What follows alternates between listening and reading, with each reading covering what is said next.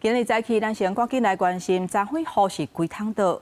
气象署昨昏下晡针对19个县市发布大水雨的特报，有的所在是一路落到暗时啊，嘛造成部分的灾情。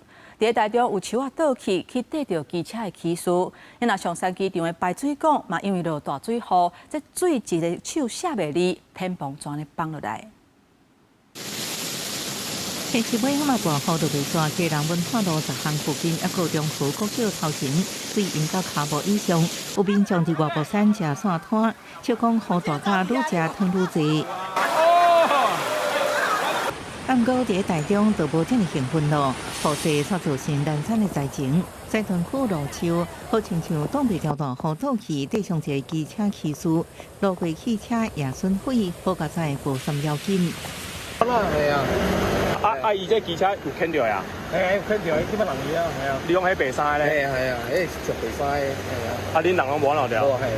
松山机场也无法度挡这场大雨，旅客伫现场看到国内线航厦出口的天棚，熊熊破一个大坑，石头落规涂骹，佮讲到行李甲纸箱啊，好佳在无人受伤。啊，反正台湾就是这样子啊，不是漏水，要不然就天花板掉下来，要不然就什么挖沟。